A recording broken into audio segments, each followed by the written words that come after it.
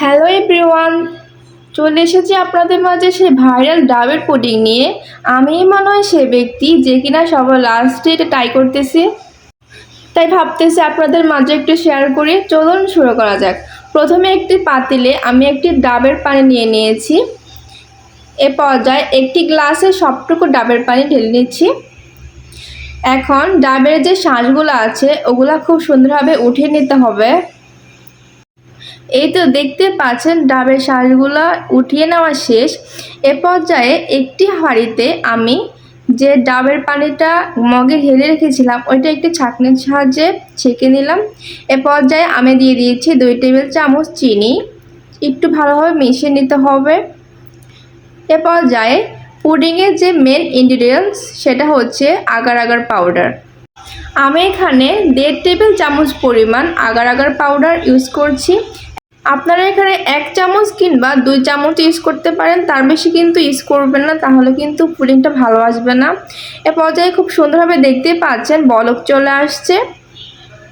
এ পর্যায়ে আবারও কিছুক্ষণ নেড়ে চেড়ে দেব। দেখতে পাচ্ছেন কতটা ঘন হয়ে আসছে। এখন আমি একটি টিফিন বক্সের মধ্যে সবটুকু ডাবের পুডিং ঢেলে দিচ্ছি। এখন যে ডাবের যে শাঁসগুলো আমরা বের করে নিয়েছিলাম ওগুলা কিছু সাইজ করে ছোট ছোট সাইজ করে লম্বা লম্বা সাইজ করে আমি এখানে দিয়ে দিয়েছি ডেকোরেশনের জন্য। খুবই সুন্দর হয় এটা দিলে।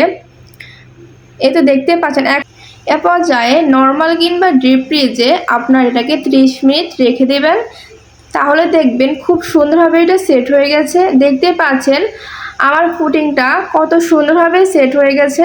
এখন একটি প্লেটে খুব সুন্দরভাবে ঢেলে নিচ্ছি। এই তো রেডি হয়ে গেছে আমাদের সে ভাইরাল ডাবের পুডিং। কেমন হয়েছে কমেন্ট করে অবশ্যই জানাবেন। আপনারা রেসিপিটা দেখে বুঝতে পারছেন এটা বানানো কতটা ইজি একদম, অ্যান্ড খেতেও কিন্তু দারুণ মজার হয়েছে। এ পর্যায়ে আমি আপনাদের একটু কেটে দেখিয়ে দিচ্ছি যে ভিতরটা কেমন হয়েছে। এ তো দেখতে পাচ্ছেন আমার পুডিংটা কতটা পারফেক্ট হয়েছে। সবাই ভালো থাকবেন। আল্লাহ হাফেজ।